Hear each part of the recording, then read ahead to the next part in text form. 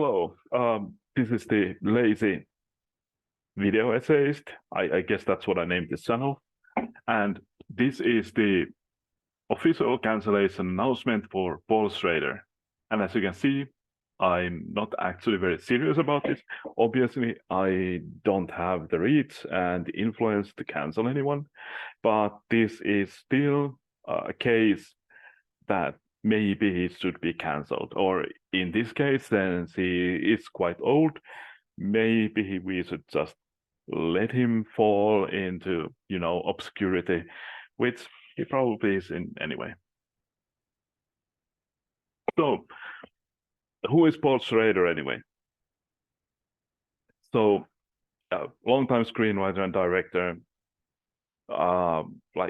50 years of experience, almost. I don't know when he started actually writing movies, but his first movie came out in '74.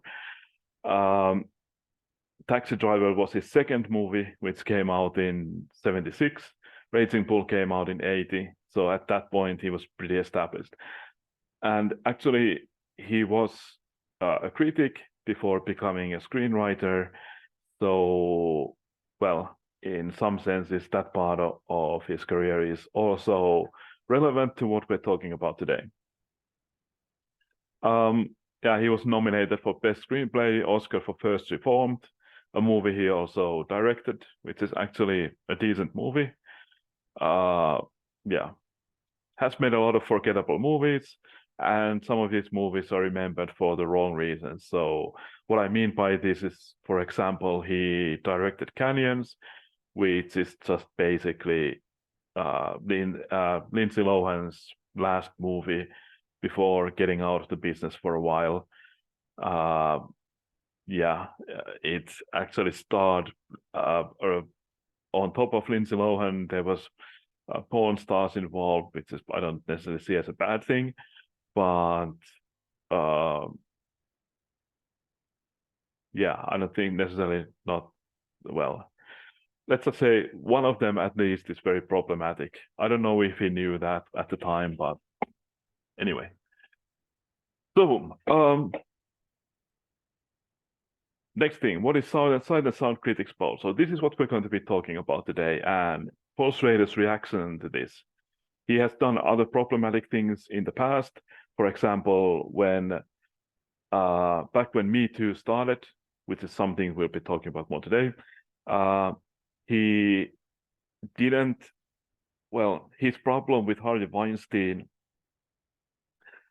wasn't his actions toward women. His problem with Harvey Weinstein, when this discussion around Harvey Weinstein was going on, he didn't actually care about that very much. For him, it was more of a footnote. Instead, he talked about how Harvey Weinstein wanted to buy some of his movies and recut them. And that was his big deal. Of course, like as a director, you don't want some producer, like studio owner, to recut your movie because you have a vision for that movie. But at the same time, in the larger picture, that doesn't really matter when the discussion around that person is something completely different, which actually caused him to get into jail. So but we'll see. We'll get to that. But anyway, Sight and Sound is an old movie magazine, over 90 years old. Run by BFI, British Film Industry. Widely known movie magazine if you're really into movies. And it runs a poll of greatest movies every 10 years, where they ask a bunch of people working in film for the favorites. The first one, they didn't have very many. If I remember correctly, Bicycle Thieves won. It got like maybe 6 votes or something. There just weren't very many. And how this works is that they send out these polls to a lot of people. But as it says, people working in film. It's not filmmakers. They have a separate poll, director's poll. But, people who work in films, like film critics, film academics, people who work for the various national foundations which fund movies, a lot of these in Europe. Yeah, and well, other people who are notable, who have notable contributions in movies in other ways, like let's say Scorsese. He's been, even though he's widely known as a director, he has also had a lot of he has been um, advocating for movies from around the world. Like I've seen movies like Soy Cuba, hopefully I pronounced that even close to correct, which is a film that I would never even heard of unless Scorsese would have, in quotation marks, saved it. It's probable. But yeah, so 1952, they run this the first time. Bicycle Thieves 1. 1962 onwards, 5 times in a row, Citizen Kane 1. Then 2012, they decided that they don't want to run the same list every time. They need to do something to make it more interesting. So what they did was they added a bunch of people. And this is going to be one of the contentious points from Schrader later on. But yeah, so what changed was that when they added a lot of people, Vertigo suddenly got more votes than Citizen Kane. Citizen Kane was still second, but yeah, things changed because they wanted things to change. And while it's not listed here, another thing that changed in 2012, that the list actually for the first time included movies directed by women. And one of them is the next movie here listed. Well, the other one was how can I forget it right now? Claire Denis, a movie by Claire Denis called,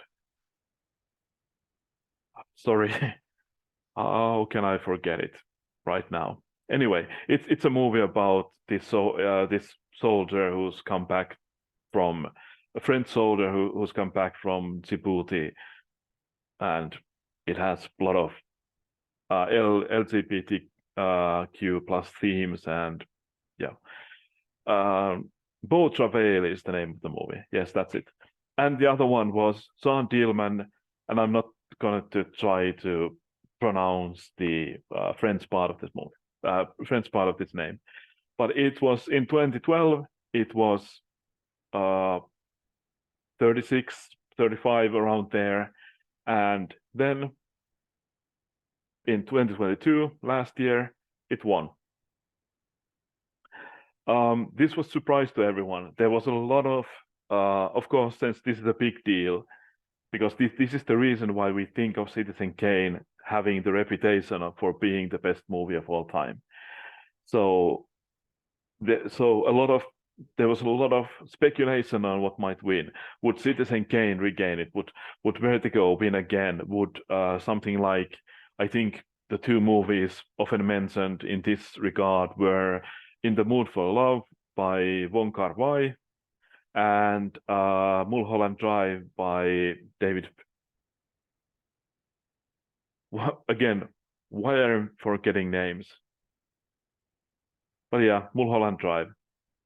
But somehow Jean Dielman won. So, what is Jean Dielman anyway? So it's a movie from 1975. It was directed by Chantal Akerman, an interesting person. Had a very long career in movies. Sadly, unalived herself in 2015 after a stint in an institution, and she had a complicated relationship with her mother, and the mother had died just last year, so maybe it's linked to that in some way. But yeah, at the time, 1975, she was only 25. And even at that point, like, the movie, while it's not as widely known as Vertigo or Citizen Kane today, at the time, people definitely took notice. But one of the things that the cinematographer, well, DP, director of photography, raised like fairly recently, was that because it was thought of as a feminist movie, it was sort of fell through the cracks because people who weren't interested in feminist movies weren't paying attention to it. So it was sort of a problem, and it was sort of a problem for Ackerman herself as well. She was kind of reticent about it being thought of as a masterpiece because she thought that because she was very young, it wasn't her first movie, but yeah, she was very young, and the problem from her point of view was that, like, is it going to be just downhill from here? And I guess in a way, yes, but it did make a lot of movies. I haven't seen many of them. Some of them are very well, but critically appraised. And yeah, so my opinion on Jeanne Dielman, like comparing it to it, definitely in the same area as Vertigo and Citizen Kane and Bicycle Thieves. It's absolutely great and absolutely deserved to win. Like in my mind, is it the greatest movie of all time? Probably not. What is the greatest movie of all time? There isn't such a thing. It's all context and subjectivity and so forth. But at the same time, it is definitely deserving to be in that small group. And at the same time, it's kind of hard to recommend. Like, personally, I love it. It's a great movie, again, but it's also 3.5 hours long, and it moves very slowly. It's 3 days in the life of Jeanne Dielman, and the first day, it's just meticulously documenting her day, and she does everything. Everything is planned out, like absolutely, and yeah. So again, it's hard to recommend. The last shot of the film is actually, I think, like 6 minutes of her just sitting there in her living room, while it's getting dark and just staring at the wall. And yeah, I don't. It's yeah, again, hard to recommend. Absolutely great movie. Definitely more like avant-garde, and in some ways, it's hard to call it experimental compared to Citizen Kane, which is so important in the history of movies, just for the stylistic reason, just coming up, just revolutionizing the way people approach shooting scenes and so forth. But yeah, it is a great movie. I've said that so many times, but I also do mean it. So how are these two connected? So yeah, when Jeanne Dielman won in 2022, Paul Schrader objected, and well, he hasn't stopped objecting to this. Of course, like this was based on a Sight and Sound interview in like a week ago from when I'm recording this, 8 days ago. What day is it? Well, 8 or 9 days ago. I'm on holiday, so I forget how many with what the date is. But anyway, yeah. So of course, like the interviewer brought this up because she was working for Sight and Sound, so of course she was interested in this. But yeah, let's go. Well, he had objected to this in other forums before, but in like those his objections, one objection I very clearly remember was that the history of movies, history of cinema is the history of white men in cinema, made by white men. So why shouldn't the list be representative of that? and that just means that he's not actually getting the problem at all, and that just felt so wrong to me. But let's go through his objections from the interview. So first one, they put their thumb on the scale, and this is actually 3 different arguments he makes. So in order to put their thumb on the scale, they had a lot of new voters, and this is something that Sight and Sound specifically told. They approached this in a way because of the 5 wins by Citizen Kane in a row. They fear that the list becomes meaningless because it's always the same when they want it to represent the movie canon right now. What do people find important right now?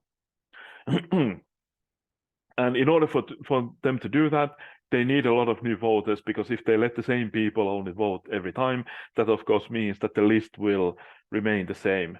Like, I checked Schrader's votes, he didn't change them pretty much at all from the last time, and the things he changed, those were movies that were on the list already, the whatever he added. So, like, yeah, if the same people just do it over and over again, it's going to remain the same. But yeah, so they added a lot of new voters, and one of the things that happened was that they wanted the voters to be more representative. So they added a lot of new voters from different parts of the world and different cultures, and they added a lot of women, a lot of people of color, and that definitely shows on the list. And so that's him calling it putting their thumb on the scale. But at the same time, you could also argue that yes, they probably in a way they put their thumb on the scale. Of course, when they choose the people who get to vote, they are making decisions on what the list will look like. But doesn't that mean that the thumb had always been there? It's just previously it was just white men. So of course, white men are going to have a very specific. They're not going to be interested in certain things.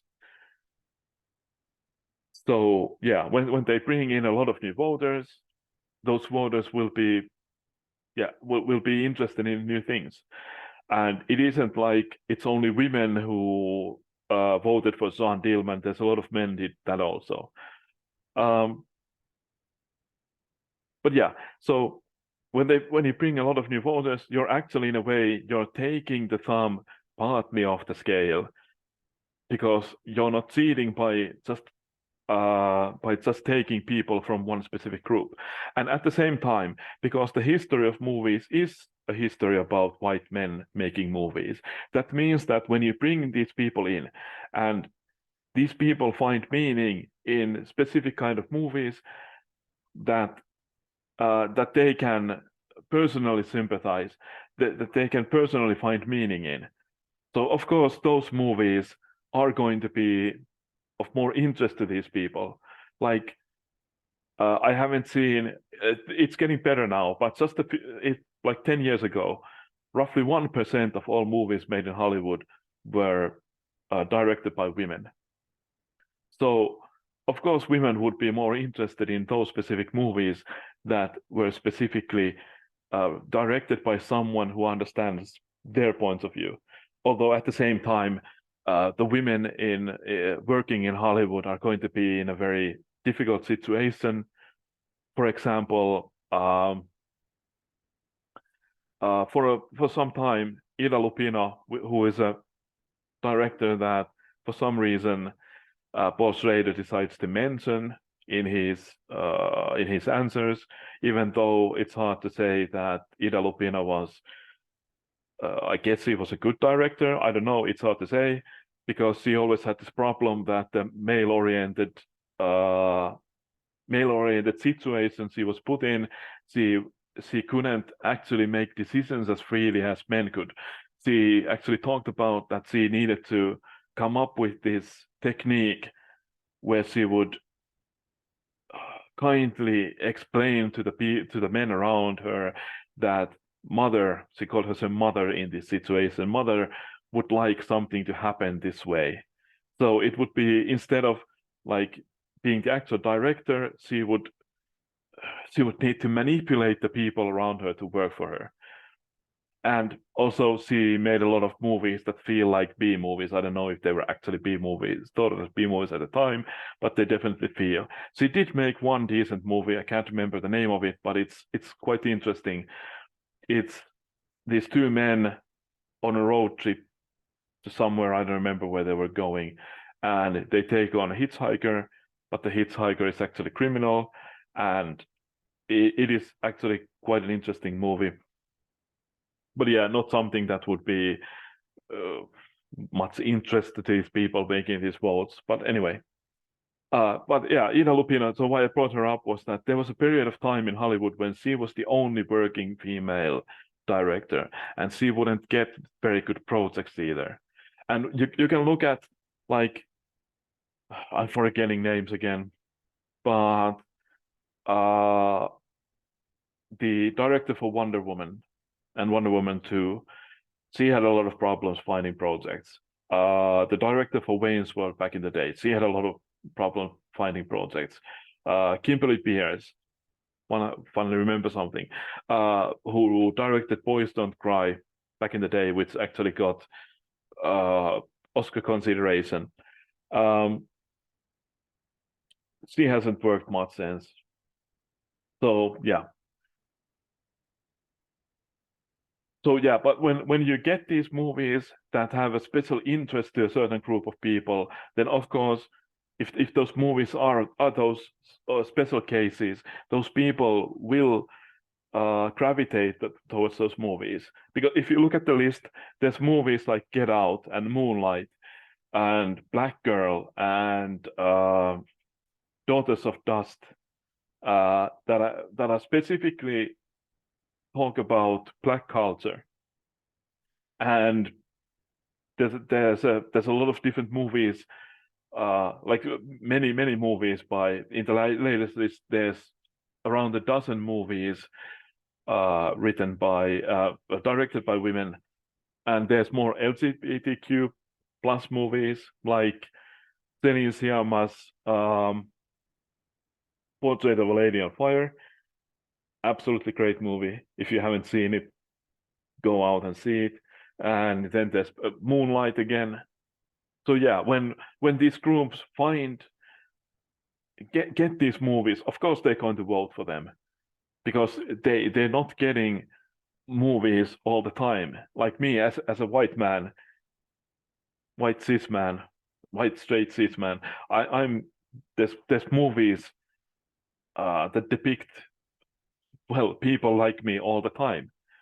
But if you belong to those minorities and you get those movies like every once in a while from a voice, directorial voice that actually understands you, then of course you're going to love them.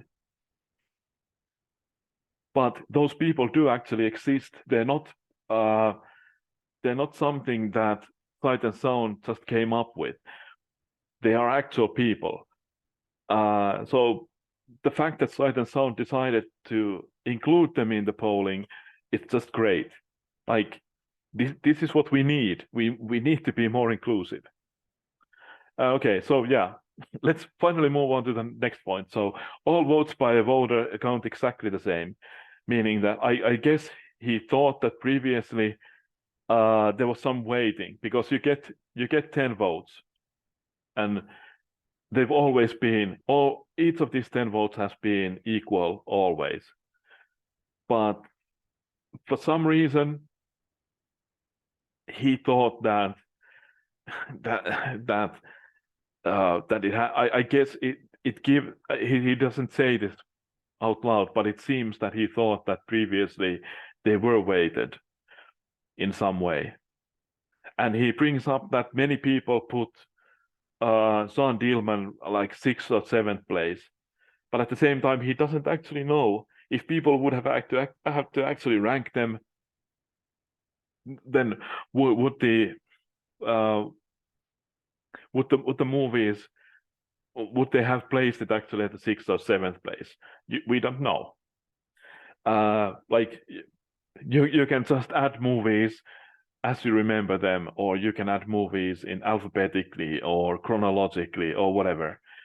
Or maybe you want to fill holes, like you want a movie from Europe and you want a movie from Japan and whatever, because there's no actual rules. They just want you to list 10 movies that are meaningful for you. It's not, they're not trying to like go through history of movies and identify which movies are the most important. Like there's no Birth of a Nation on the list because it's not a very good movie, and yeah, but it's an important movie historically because it was so big at the time in 1915. Yeah. And the final point, so many people felt they were obligated to put a female director on their list. That doesn't exactly work. Well, you could go through, because all the votes are public. You can go to the Sight and Sounds list, and when you look at the movie from the list, it has you can get there's a button that says "so," all the people who voted for it, and you can go to those people and look at what they voted for. So you could check this: did people only actually put one female director on their list because they felt it was important? But the reason why I feel this can't be true is that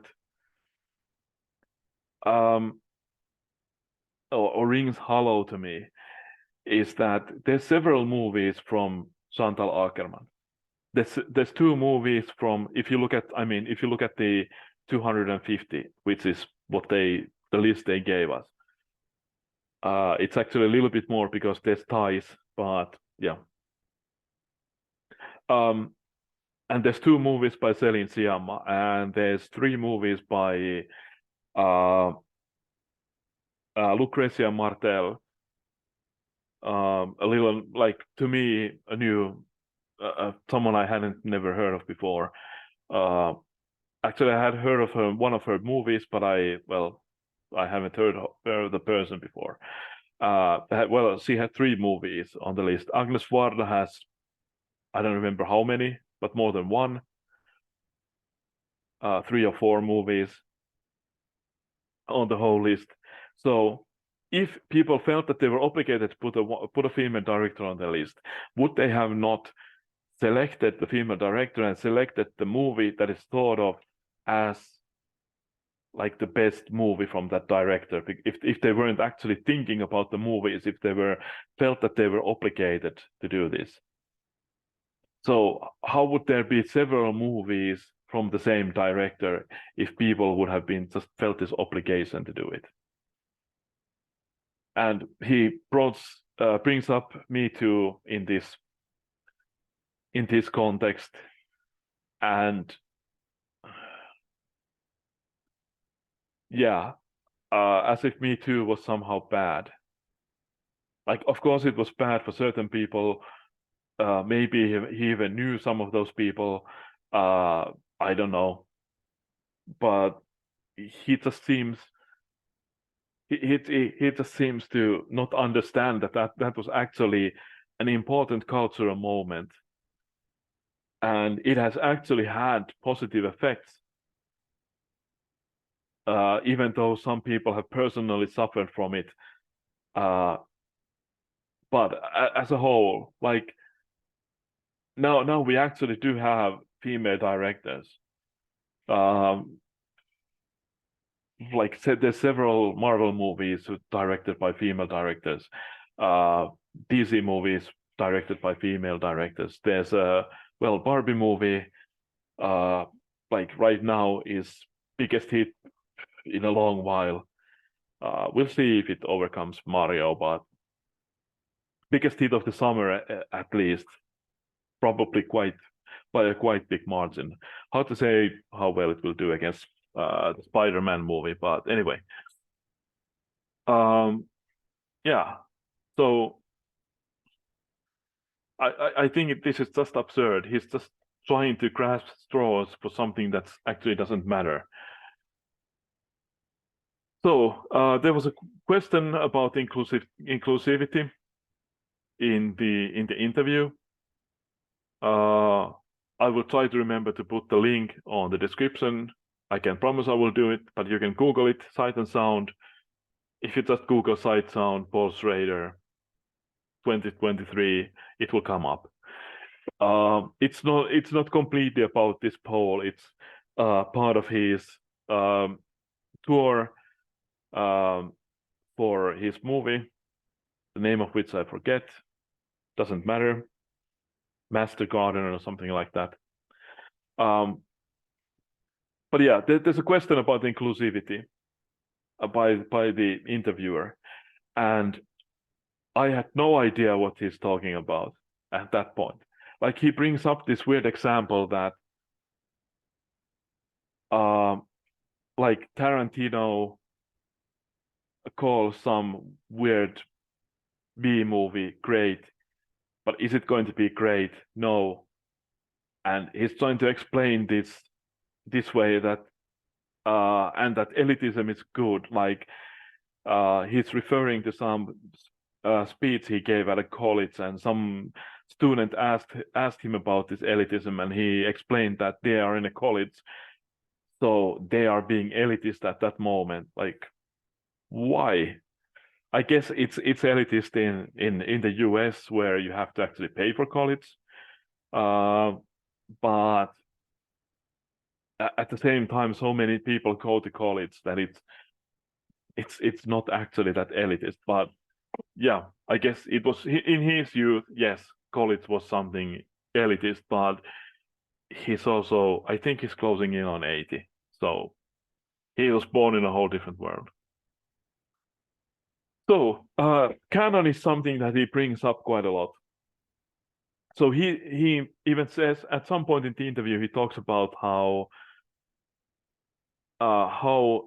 he was going to write a book about movie canon, but he found it overwhelming and in the end decided not to do it. And so the interviewer brings it up that canon, that there's always going to be subjectivity in the canon, and he denies this. And he uses this is a direct quote from the interview. So you can go into a museum and see modern paintings and go to preschool and see children's paintings and tell the difference. Well, yes. But guess what? I bet you that the parents of the children, that the paintings by the children have a lot more meaning to the parents of the children than to some random person, than the paintings in a museum. And like this is mind-boggling to me that he doesn't understand these things. Like, why should I, if he feels that, like, he's a very big fan of Robert Bresson, how is that? Well, a French director. Like, actually, I very much like one of his movies called A Diary of a Village Priest or something like that. It's in English. I don't remember exactly, but yeah, I like that very much. But Bresson has a lot of movies, several movies on the list, and like Pickpocket and La Argent, however that's pronounced, and so whatever. But yeah, he's a big fan of Bresson. But are we also supposed to think of Bresson as someone important if we don't like if we don't see the importance of his movies? Like he like yeah, I like that specific movie by him. It's a movie about the diary of a village priest, whatever, something along those lines, pretty close. It's about this priest that gets a new young priest who gets assigned to a small village in probably southern France anyway. I think it's in the south, and people just don't like him. He's having health problems as well, but his main problem, well, two problems. Well, he's having health problems, and no one's taking them very seriously, and at the same time, the villagers are not taking him seriously either. And I don't know. To me, that speaks to me, probably because I'm an introvert. So it's sort of fear for me that people are not like it's common for introverts to overthink everything in social situations and read too much into certain reactions. So the movie in that sense speaks to me. But he voted for another movie by Bresson called Pickpocket.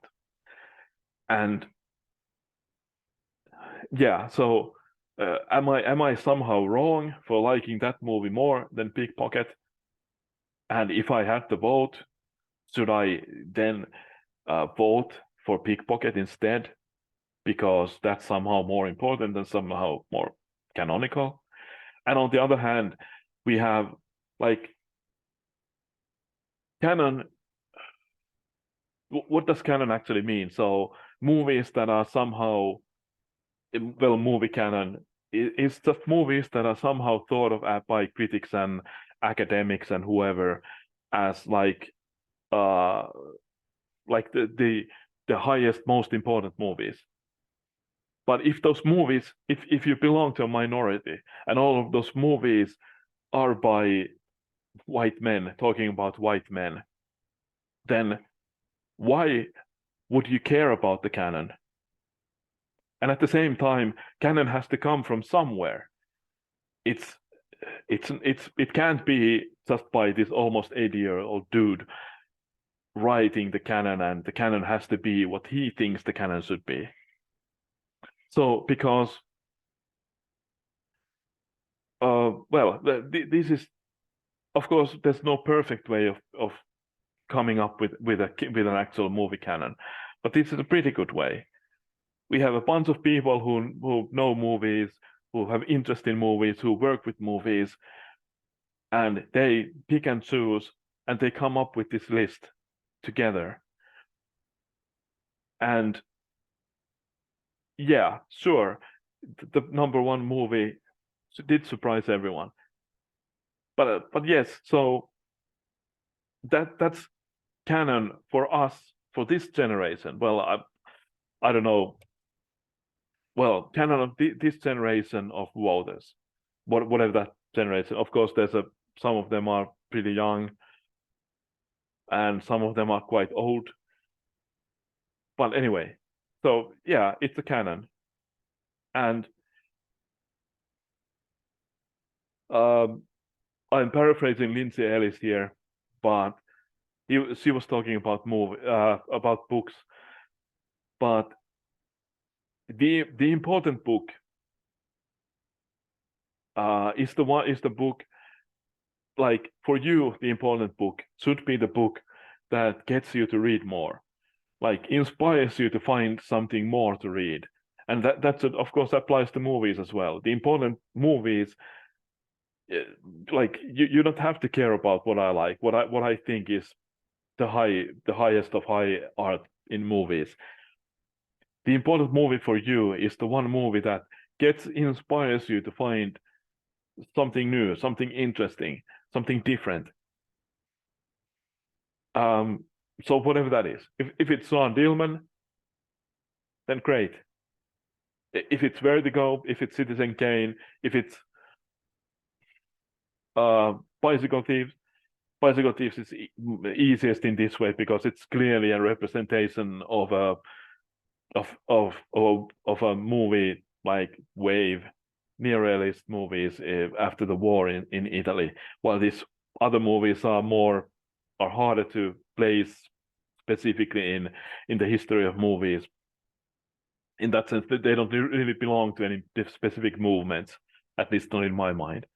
But yeah, like if you watch Citizen Kane and like it, and go out and want to see other Orson Welles movies, you might be disappointed because they're very different. But anyway, at least it was something that inspired you to do something.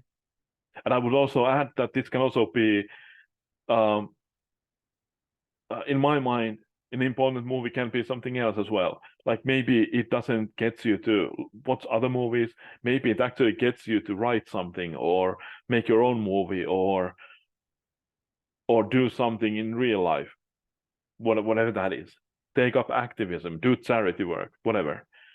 And in this sense, like you shouldn't care about unless you're a like movie student or something.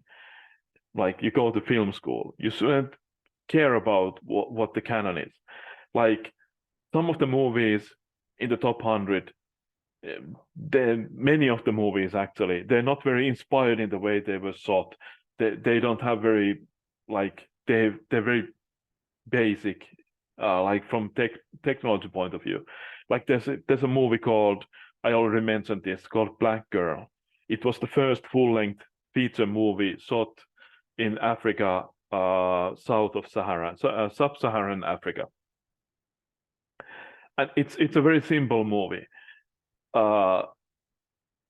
It's because, but it's still meaningful for someone. So enough people voted for it to get it on the list. So it was important for someone, and I bet those people did go out and, well, whatever they did, make their own movies, wrote books about movies, what's more movies from that director whose name I can't remember, but because as you've seen, my memory for names is not as good as it should be. Finally,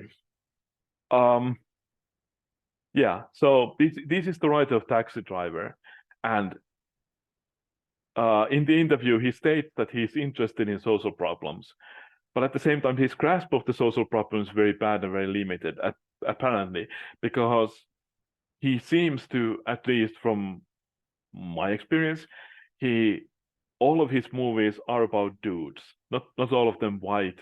He made a movie about Mishima, a Japanese writer, but I think that's an outlier. They're mostly about white men, especially his later movies, as far as I understand it.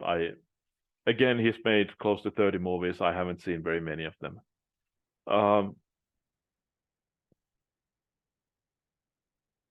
But yeah, so yeah, Taxi Driver is like, it's weird that he, of course, we can't know how much of that is by Scorsese or whoever, but like Taxi Driver is the model of the terrorist insult we've seen in the past few years.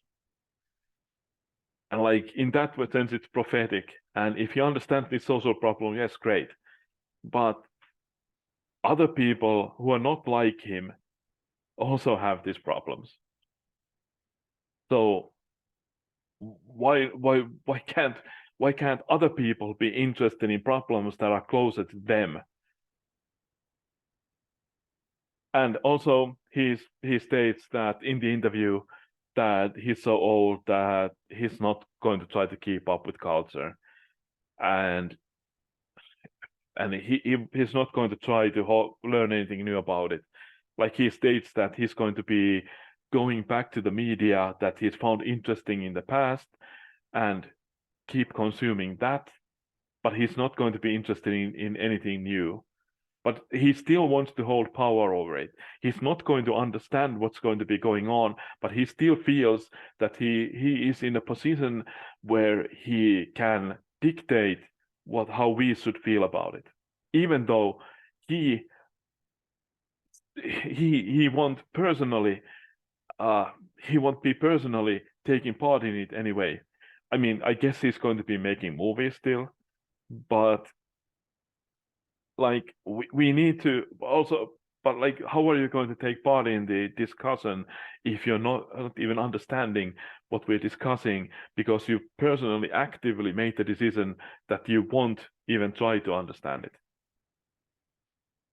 Yeah, and I'm also the question is finally is that how much of his career is just that he is a white man.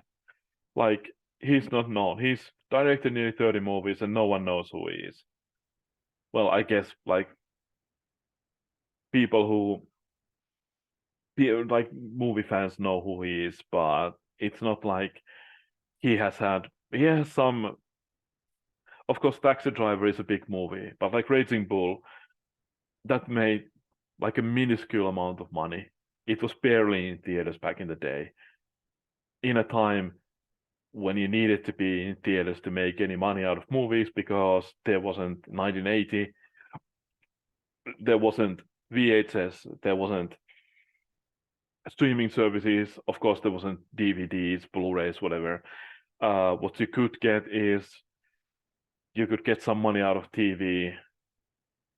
But yeah, and many of his movies, like very few people have seen them. So how is he getting the how is he getting the financing for his movies over and over again? Because he's a white man. And he doesn't have to prove himself over and over again, which we see that that women have this trouble, especially in Hollywood, for finding the financing. Sorry, financing and the studio backing they need. At the same time, actually, he's not making studio movies anymore. He's financing them independently. But still, how was he able to get the network he needs to make get that financing? Because he's a white man. It's easier for him to build those connections. And finally, a bonus. Here are his votes from 2022. As you can see, he didn't go for the idea that you need to vote for a woman because this is 10 men. To be more precise, 9 white men and 1 Japanese man.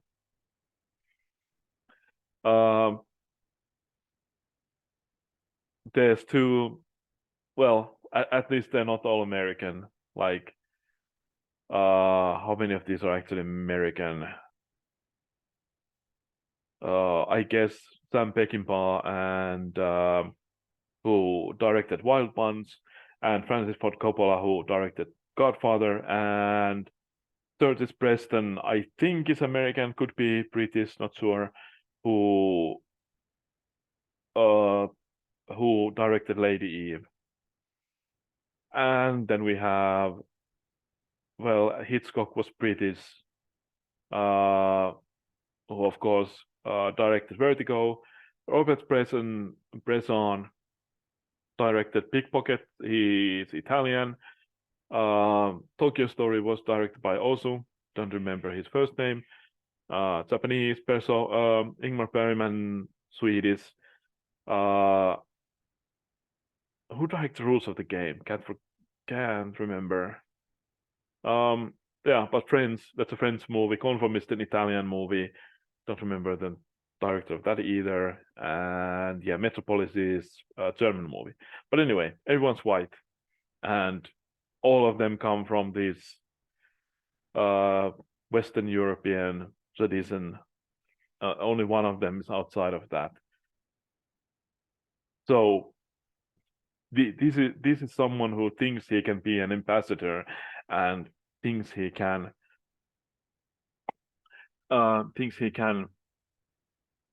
well dictate how we should be feeling about this topic. But yeah, I think that's it, I guess. Yeah, if you're for some reason interested in this, like, go ahead, comment, subscribe, whatever things I should be. What's the third one? Like, yeah. If you would see someone else cancelled, I guess that's someone you can comment on. I'm not sure I'll ever be doing anything like this again. I do have some ideas, what I want to do next. I want to do something regarding Tom of Finland exhibition. I was visited quite recently. What else did I have in mind? Career advice.